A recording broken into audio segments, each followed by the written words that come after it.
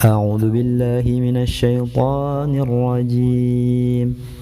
بسم الله الرحمن الرحيم.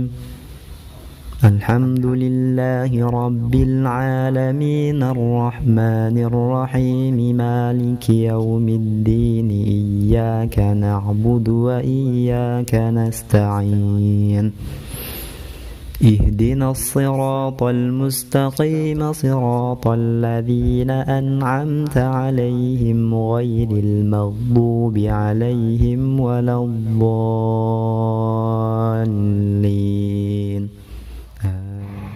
Ya baik teman-teman sekalian, bismillahirrahmanirrahim. Assalamualaikum warahmatullahi wabarakatuh.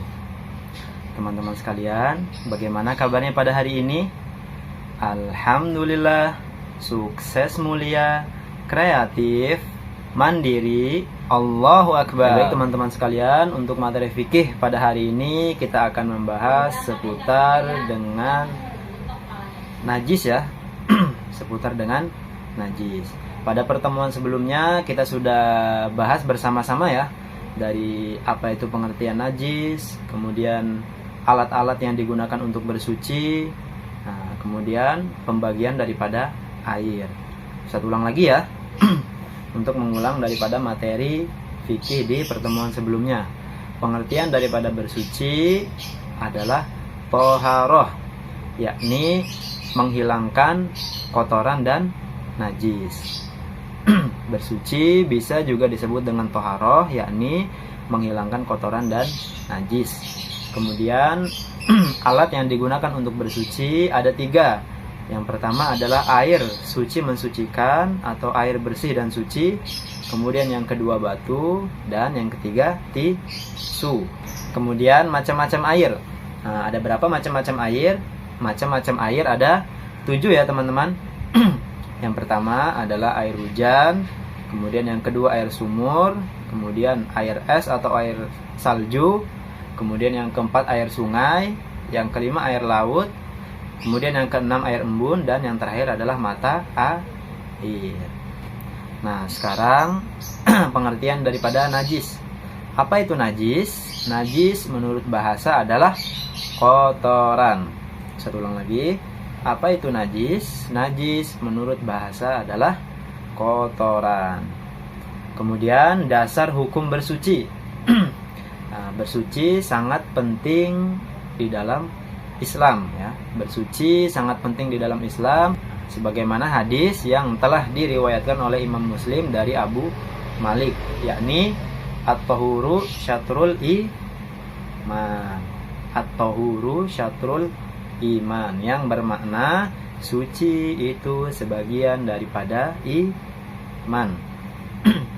Ya baik teman-teman, pengertian daripada najis sudah, kemudian dasar hukum bersuci sudah, kemudian pembahasan selanjutnya adalah pembagian daripada najis. Pembagian daripada najis. Nah, sekarang kita akan membahas pertama-tama macam-macam benda yang tergolong najis. Nah, macam-macam benda yang tergolong dari najis, yaitu yang pertama adalah darah. Nah, yang pertama adalah darah, kemudian bangkai, kemudian nanah, kemudian muntah, kemudian air kencing, kemudian yang keenam kotoran manusia, kemudian kotoran binatang, yang kedelapan minuman keras, kemudian 9 babi, dan yang ke-10 anjing. Bisa ulang lagi ya teman-teman. Nah, benda-benda yang tergolong daripada najis itu ada 10. Yang pertama adalah darah, kemudian yang kedua bangkai, kemudian yang ketiga nanah, kemudian yang keempat muntah, kemudian yang kelima adalah air kencing, kemudian yang keenam kotoran manusia, kemudian yang ketujuh adalah kotoran binatang, yang kedelapan minuman keras, yang kesembilan babi, hewan babi ya, kemudian yang ke-10 adalah anjing. Ya baik teman-teman, macam-macam ataupun benda-benda yang tergolong daripada najis sudah ya, yakni ada 10. Nah, sekarang kita masuk pada pembagian daripada najis. Najis terbagi menjadi 3. Yang pertama adalah najis berat, Kemudian yang kedua najis ringan, dan yang ketiga adalah najis pertengahan ataupun najis yang sedang. Nah, sekarang yang akan kita bahas pertama kali adalah najis berat, yakni najis mughaladzah. Nah, apa itu najis mughaladzah? Nah, najis mughaladzah bermakna najis yang berat, yaitu najis ketika terkena daripada hewan anjing dan hewan babi. Nah, baik itu berupa air liurnya ataupun darahnya dan lain-lain ya. Satu ulang lagi, najis yang pertama yang akan kita bahas adalah najis mughaladzah, yakni najis yang berat. Najis yang berat adalah najis ketika terkena daripada anjing dan babi, baik air liurnya ataupun darahnya. Seperti itu ya teman-teman. Nah, untuk najis mughaladzah, cara membersihkannya adalah dengan dibasuh sebanyak 7 kali ya. Najis mughaladzah, cara membersihkannya atau mensucikannya dengan cara dibasuh sebanyak 7 kali. Dan salah satu basuhan dari 7 tersebut dicampur dengan tanah yang suci. Nah, seperti itu ya teman-teman. Sekarang Ustadz berikan contoh. Semisal kita sedang jalan-jalan ya. Sedang jalan di satu perkebunan. Kemudian ada anjing yang lari ya. Lari menghampiri kita, kemudian menjilat dari kaki kita. Menjilat daripada kaki kita ya. Dijilat anjing. Maka secara tidak langsung berarti air liur yang terdapat di anjing tersebut menempel di kaki kita. Maka cara membersihkannya adalah dengan 7 kali basuhan. Contohnya seperti basuhan pertama, teman-teman ambil menggunakan gayung ya. 1 kali dibasuh kakinya, kemudian 2 kali, 3 kali, 4 kali, 5 kali, 6 kali, dan yang terakhir, basuhan yang terakhir yang kita ambil, ini airnya dicampur dengan tanah yang suci. Teman-teman cari tanah di sekitar teman-teman, dan sudah dipastikan tanahnya harus suci terlebih dahulu ya.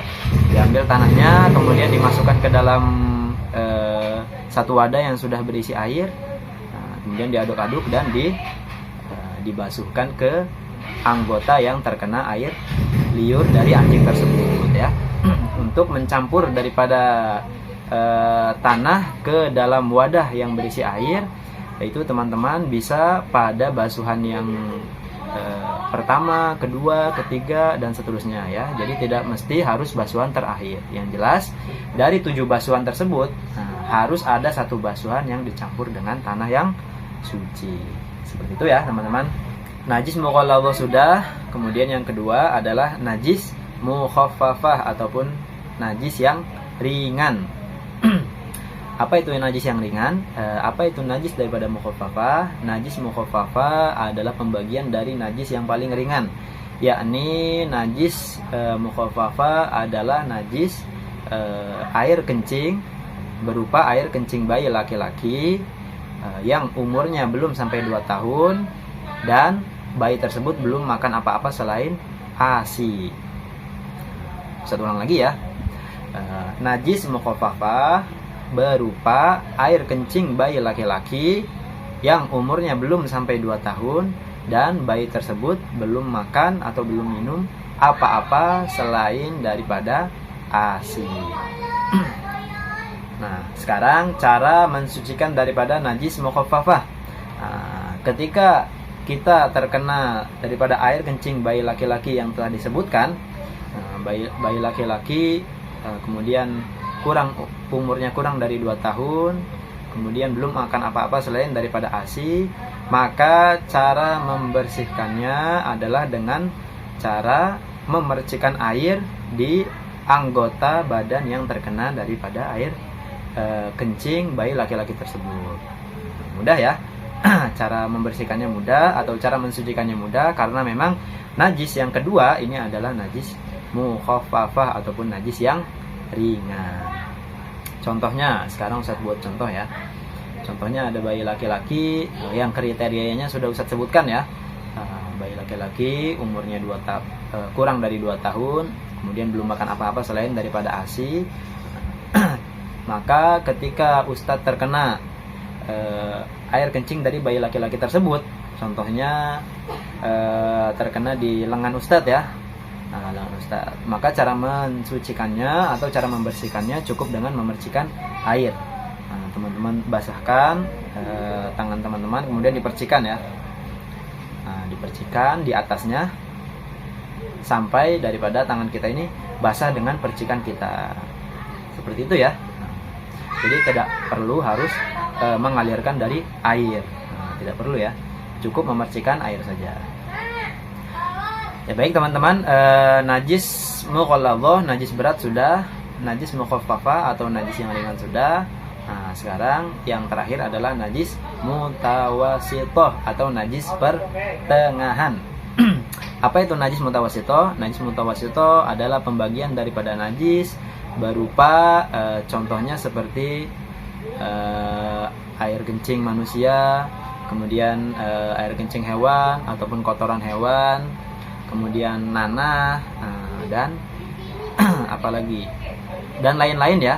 Sebagaimana di benda-benda yang telah disebutkan sebelumnya ya, yang 10 tadi. Selain daripada anjing dan babi, banyak ya. Kotoran manusia, kotoran binatang, kemudian minuman keras, kemudian darah, dan lain-lain. Nah, itu disebut daripada najis mutawasithah atau najis pertengahan. Nah, sekarang cara membersihkan daripada najis mutawasithah adalah dengan cara menghilangkan najisnya terlebih dahulu, kemudian membasuhkan air ke anggota badan yang terkena daripada najis tersebut, baik anggota badan ataupun pakaian ataupun benda ya. Kemudian setelah dihilangkan, kemudian dibasuh, setelah itu akan menjadi suci tatkala 3 sifatnya hilang. Yang pertama adalah warnanya hilang, kemudian rasanya, kemudian baunya. Seperti itu ya teman-teman. Sekarang Ustadz buatkan contohnya pakaian Ustadz aja ya. Contohnya pakaian Ustadz. Pakaian Ustadz ini terkena daripada kotoran hewan. Kotoran hewan ataupun air kencing hewan. Contohnya air kencing kucing ya, contohnya ya. Jadi ketika Ustadz duduk, tiba-tiba datang kucing, kemudian buang air kecil ataupun kencing ya. Kemudian baju Ustadz ini terciprat. Maka cara membersihkannya adalah dengan dibasuh terlebih dahulu. Kemudian setelah dibasuh, maka harus hilang daripada 3 sifatnya. Yang pertama adalah warnanya. Kalau memang najis tersebut merupakan sesuatu yang berwarna, warnanya harus hilang. Kemudian yang kedua adalah baunya. Kalau baunya sudah hilang, berarti sifat yang kedua ini sudah terpenuhi atau sudah terhilangkan ya. Kemudian yang ketiga adalah rasanya ya. Teman-teman perkirakan saja ya rasanya. Ya baik teman-teman sekalian, mungkin itu saja pembahasan materi fikih dari Ustadz. Mohon maaf bila ada kekurangan. Wabillahi taufiq wal hidayah. Wassalamualaikum warahmatullahi wabarakatuh. Bismillahirrahmanirrahim.